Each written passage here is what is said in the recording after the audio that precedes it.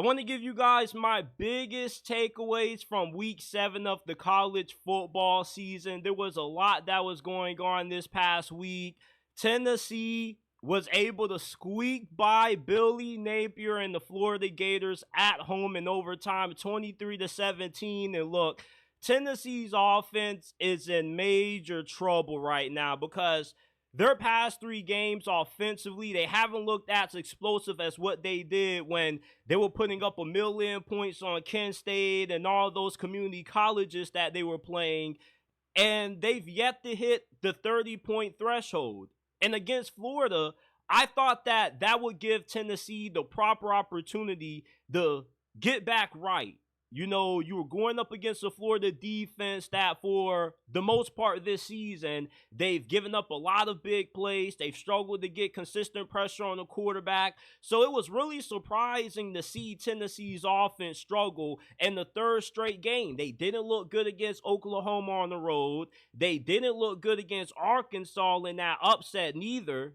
And the defense pretty much has carried this team when we are in the middle of the meat and potatoes of Tennessee's schedule, which is something that you don't want to see. Nico Iamaleava, he looked so great the first couple of games, but the last 3 games he's played, he has really struggled, and Tennessee's offense hasn't been as explosive as what it was the first month of the season. And you play Alabama this week, and Alabama, like you, they've been going through a lot of growing pains this season as well. Maybe you can get right because you do play Alabama at home this week, but you're not going to be a playoff team this year if your offense can't find a way to shake off some of the rust that they're dealing with these past couple of weeks. The offensive line has been getting terrorized up front. Like, Florida was really having their way when it came to their ability to get pressure on Nico. And I was just really off guard or caught off guard by how bad Tennessee's offense looked against Florida last week. And these last 3 games, offensively, Tennessee, they've been really lackluster. Oregon got a big-time win at home against Ohio State, 32-31. And when you look at the remainder of their schedule, on the road against Purdue, you got Illinois at home, Michigan on the road, Maryland, Wisconsin, and UW to close out the season. It's pretty fair to say that Oregon right now runs the Big Ten. They probably are going to run the table. They're going to finish undefeated. They may be the only team in the FBS this year to have an unbeaten record in the regular season with how oversaturated the majority of these conferences are due to conference realignment.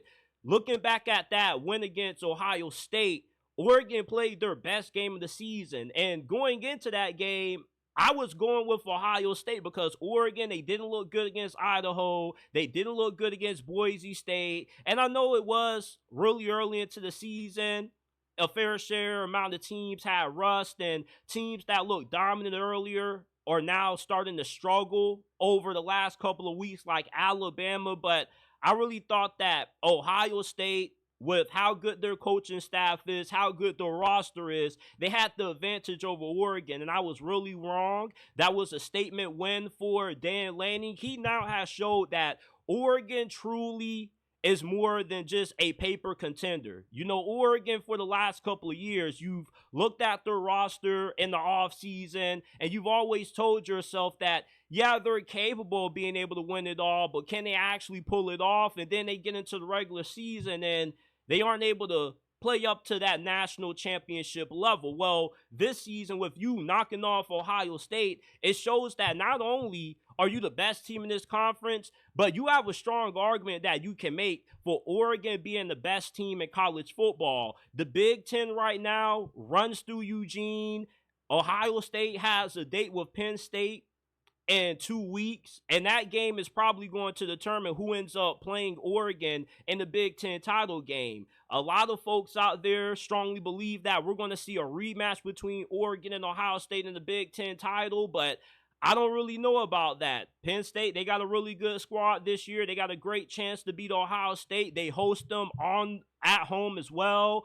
And if Oregon has to play Penn State, you might as well just go ahead and hand Oregon the Big Ten championship right now and just go ahead and pencil them in as a lock to get that home field. that playoff bye. It's not home field advantage. You only get that if you don't get one of those at-large bids. But if you end up getting that auto bid by winning the Big Ten, you don't have to play in the first round. So you pretty much guarantee yourself, a pretty good spot in the playoffs, good seeding. And for a team that's coming from the Pac-12 to the Big Ten to win this title in year one in this conference says a lot about the program that Dan Lanning has built down there in Eugene. Ashton Gentry against Hawaii ran for over 200 yards. This is the third time this season Ashton Gentry has had a 200-yard performance. And right now, without a doubt, he's the runaway Heisman favorite. There's nobody in college football right now that's having the season that Ashton Gentry is having. Travis Hunter, you had an argument that could be made for Travis Hunter before he got injured last week against Kansas State.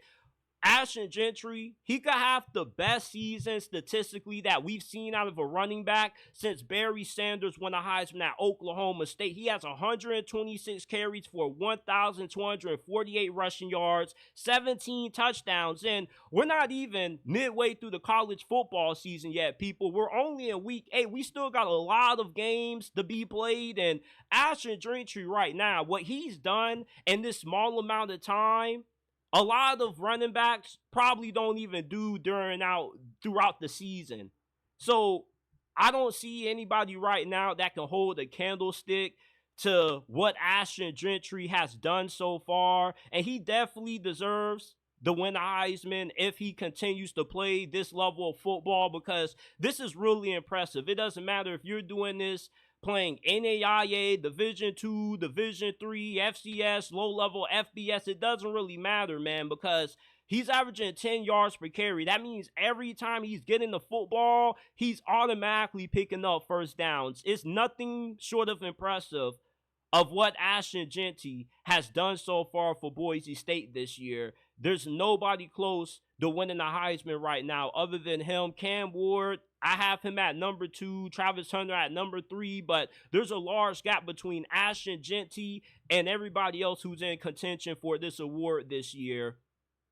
Lincoln Riley and the Trojans are now 1-3 in Big Ten play after giving up a 14-point lead and their loss to Penn State at home.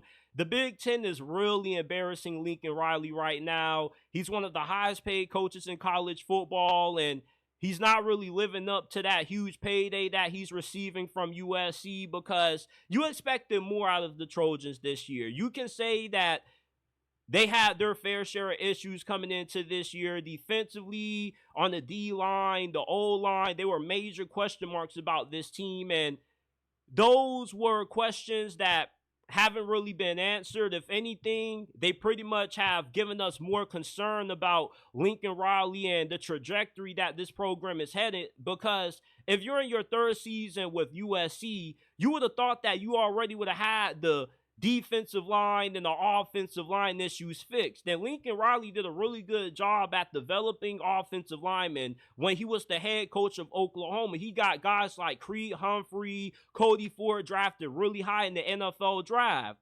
So for USC to be this bad up front with the recruiting accent, with the recruiting talent that they have inside of the state of California, is really surprising. And it's really shocking. It shows you that Lincoln Riley isn't maximizing that California talent that he has access to, because him leaving Oklahoma for this job, the main selling point was how easy it was going to be for him to recruit, due to him not really having to put that much effort into recruiting, because, all the talent is just right there in state. And if you can get USC rolling, then you have an easy time keeping that in-state talent. Well, USC has struggled these last couple of years, and they're 3-3 now. And there's a good chance that they probably finish with a 7, maybe 6-win season this year, which is another disappointing season for Lincoln Riley once again, because last year they only won 7 games when the expectations coming into 2023 was for them to potentially win the Pac-12 and make it to the playoffs. It's not looking good down there in Southern California for Lincoln Riley, man. And I wouldn't be surprised if this dude ends up dipping for another job. It just doesn't seem like he knows how to get USC rolling. And I don't think there's anything wrong with him leaving this job to take a better job that he feels is a better fit for him, because it kind of felt like he just took this job because they were giving him too much money to pass up on.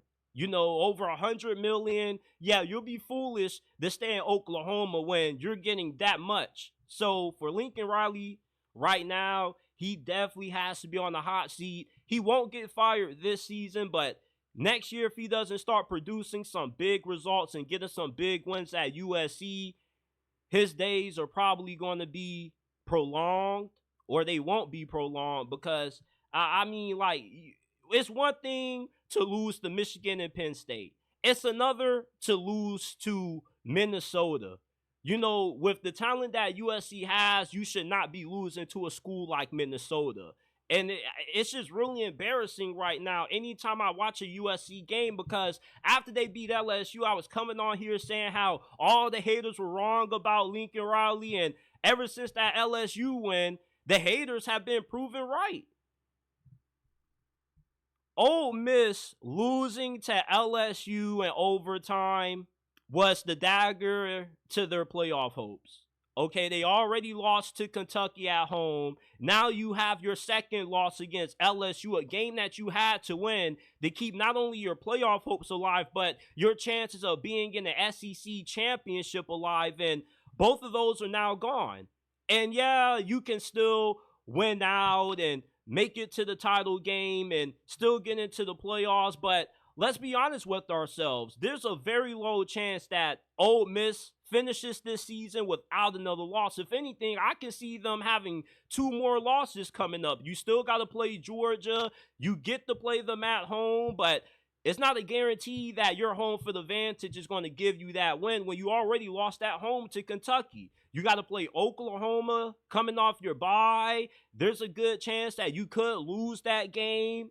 And there's not really a single game other than Mississippi State and Florida that I look at on Ole Miss schedule and I say, yeah, these are guaranteed wins. If anything, I feel more confident that they're going to lose one of these 2 next games that they have, either against Oklahoma or on the road against Arkansas, because Arkansas, they've more than shown that they're a capable team, and if you don't play your A game against them, especially on the road in Fayetteville, they're going to beat you like how they did Tennessee.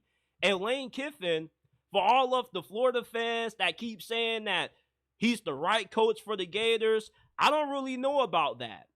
You can say that this dude is getting held back at Ole Miss because he doesn't have the necessary talent to win, but there are guys like Kalen DeBoer, Mike Elko that have done way more with less than what Lane Kiffin has done at Ole Miss. For Ole Miss right now, I just don't see them getting into the playoffs this year with how they looked against Ole Miss. I thought that defense was going to be really improved, and they played a pretty good game, but you get into overtime, you have to settle for a field goal, and then LSU gets the ball, first play in OT, they win it. You just expect more out of your defense. You expect your defense to be able to hold up in that situation. And these are it for my college football week 7 takeaways. Leave your biggest takeaways from this past week down in the comment section down below.